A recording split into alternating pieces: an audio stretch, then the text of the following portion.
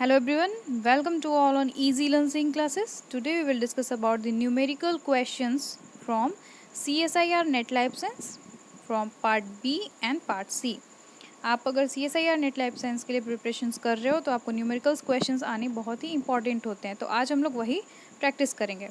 ये आपका CSIR Net Life Science का क्वेश्चन आया हुआ था जिसमें कि दिया गया है साइटोसिन का कंटेंट 20% है और A+T का कंटेंट पूछा गया है। क्वेश्चन में बस थोड़ा सा कॉन्सेप्ट लगाइए, चरकप्स रूल्स को एक बार याद करिए। A+T is equal to C+G, यही था चरकप्स रूल, जिसमें क्या था कि आपका जो G और C का कंटेंट है उसको ऐड करके जो आपका समान आएगा मीन्स A+T के बराबर होना चाहिए। तो इसका आंसर क्या होगा अगर उसके अकॉर्डिंग देखा जाए तो 20%? नहीं, नॉट पॉसिबल। क्यों? क्योंकि C और G ये दोनों आपके 20% हैं, तो इसका आंसर होगा आपका D। कैसे होगा? अगर C आपका 20% गिवन है, इट मीन्स G भी क्या होगा? 20% होगा, बिकॉज C और G आपस में क्या होते हैं? इक्वल होते हैं। उसके बाद क्या है? रिमेनिंग कितना बच गया? 60%। तो 60% मीन्स क्या हुआ?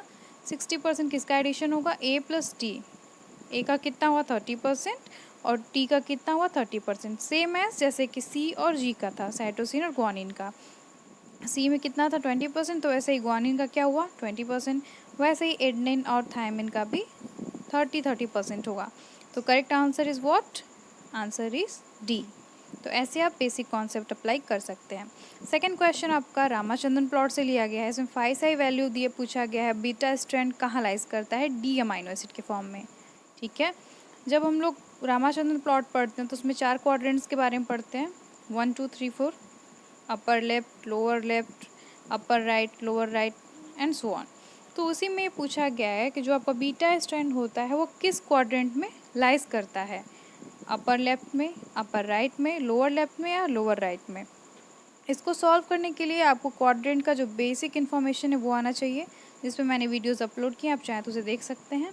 यहाँ पे आपका 2 फॉर्म का अमाइनो एसिड प्लॉट किया गया है। एल फॉर्म फर्स्ट है और सेकंड आपका डी फॉर्म है। एल फॉर्म में आप देखिए बीटा शीट आपका कहाँ है? लेफ्ट साइड में है। ठीक है, तो अपर लेफ्ट हो गया। और डी फॉर्म में कहाँ है? लोअर राइट साइड में। तो करेक्ट आंसर क्या होगा इसका? Lower right side. ये था आपका बीटा शीट का स्ट्रक्चर जो कि रामाचंद्रन प्लॉट के राइट साइड में लाइज करता है, और इसका जस्ट अपोजिट आपका होता है एल अमाइनो एसिड। ये चीज़ें आपको आनी चाहिए क्योंकि बेसिक कॉन्सेप्ट पे क्वेश्चंस इसमें आते हैं आपके रामाचंद्रन प्लॉट में कि आपका कौन सा अल्फ़ा हेलिक्स कहाँ लाइज करेगा। तो अगर आप देखें तो अल्फ़ा हेलिक्स अगर पूछता है तो आपका lower right side, lower left side है एल फॉर्म में। वहीं डी फॉर्म में कहाँ है? अपर राइट साइड में है। ऐसे कर करके आप अगर चाहें तो बेसिक कॉन्सेप्ट, बस बेसिक कॉन्सेप्ट अप्लाई कर सकते हैं। अब ये क्वेश्चन आपका है कि कौन सा पेप्टाइड आपका को एग्जिस्ट करता है बोथ फॉर्म में, मीन्स सिस फॉर्म में एंड ट्रांस फॉर्म में। मेनली हम लोग जानते हैं कि सिस और ट्रांस फॉर्म में ज़्यादा फेवरेबल होता है ट्रांस फॉर्म, लेकिन प्रोलीन एक ऐसा अमाइनो एसिड होता है जो कि रेस्ट्रिक्शन शो करता है -60 पे, ये हम सभी लोग जानते हैं। अब इसी में आपका क्या है, ये इसका आंसर छुपा हुआ है। इसमें बात हो रही है बीच वाले जो अमाइनो एसिड्स दिए हुए हैं, क्योंकि आपके जो पेप्टाइड बॉन्ड्स होते हैं वो बीच में कंटेंट करते हैं, दो अमाइनो एसिड के बीच में जो रहता है इंटरसेक्ट करता है उसी को बोलते हैं। तो यहाँ पे ग्लाइसिन, प्रोलीन, एलेनिन और ग्लाइसिन की बात हो रही है। तो इसमें आपका करेक्ट आंसर क्या होगा? करेक्ट आंसर होगा आपका डी। वो क्यों? क्योंकि जो पेप्टाइड बॉन्ड्स होते हैं वो ऑलवेज मतलब ज़्यादा फेवरेबल होते हैं ट्रांस कॉन्फ़िगरेशन में, लेकिन प्रोलीन एक ऐसा अमाइनो एसिड होता है जो कि आपका ट्रांस और सिस दोनों में पाया जाता है, और भी अमाइनो एसिड होते हैं लेकिन मैं अभी प्रोलीन की बात कर रही हूँ। तो प्रोलीन आपका सिस और ट्रांसफॉर्म में दोनों में पाया जाता है। क्यों? Because of cyclic structure. जो प्रोलीन होता है आपका अगर सिस ट्रांसफॉर्म में है तो इसका ओमेगा टॉर्जन एंगल क्या होगा?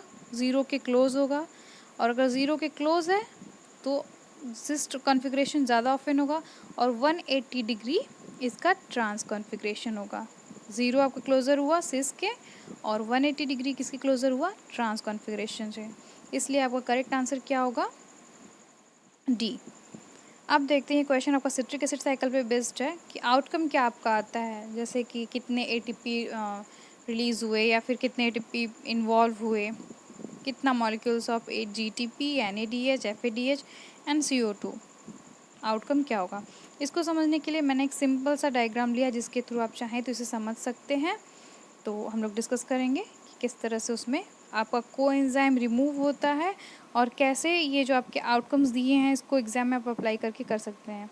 ठीक है, वैसे आप लोग सिट्रिक एसिड साइकिल जानते हो क्या होता है। सिट्रिक एसिड साइकिल समराइज किया जा सकता है 8 ऑफ दी डायग्राम बिलो। ये जो डायग्राम दिया गया है इसमें से ये जो डायग्राम है आपका ये ट्वाइस अकर होता है। ठीक है, और जो एक एस्टाइल एंजाइम है वो आपको कितने बार रिपीट होगा, ट्वाइस रिपीट होगा। कोएंजाइम ए आपका रिमूव हो रहा है और उसके बाद क्या हो जा रहा है, 2 कार्बन कंपाउंड अटैच हो जा रहे हैं 4 कार्बन कंपाउंड से और क्या प्रोड्यूस कर रहे हैं, 6 कार्बन कंपाउंड। और 6 कार्बन कंपाउंड को बोलते हैं सिट्रेट। हर एक सिट्रेट मॉलिक्यूल आपका एक अंडरगो सीरीज रिएक्शन में जाता है जिससे क्या होता है, 2 कार्बन एटम रिमूव होते हैं और रिलीज करते हैं कार्बन डाइऑक्साइड। उसके बाद क्या होता है, in addition 3 NADH 1 ATP and 1 FADH2 produce होते हैं। इसलिए इसका आंसर क्या होगा, ए। ठीक है, इस क्वेश्चन में दिया गया है कि आपका जो रामाचंद्रन प्लॉट था उसमें किस चीज़ का हिस्टेरिकली परमिटेड एंगल होता है। तो हम लोग जानते हैं ओमेगा आपका फिक्स्ड होता है, तो सी अल्फ़ा सी रोटेट करेगा और एन सी अल्फ़ा रोटेट करेगा। इसलिए इसका आंसर क्या होगा, पी क्या है आपका, सी अल्फ़ा सी।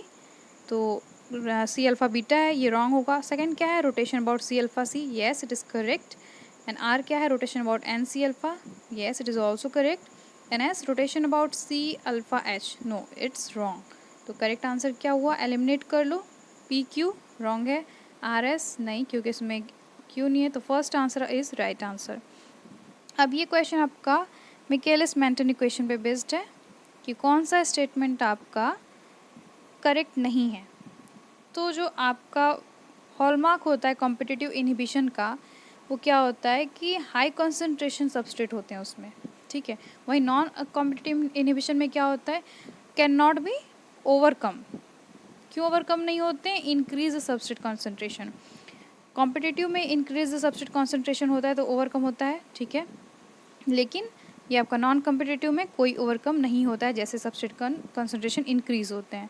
तो इसका करेक्ट आंसर होगा आपका C, competitive and non competitive inhibitors are kinetically indistinguishable, वो डिस्टिंग्विशेबल होते हैं। आई होप आपको ये वीडियो पसंद आया हो, प्लीज़ लाइक शेयर सब्सक्राइब करिए। नेक्स्ट क्लासेस में हम लोग और भी क्वेश्चन डिस्कस करेंगे, तब तक के लिए थैंक यू।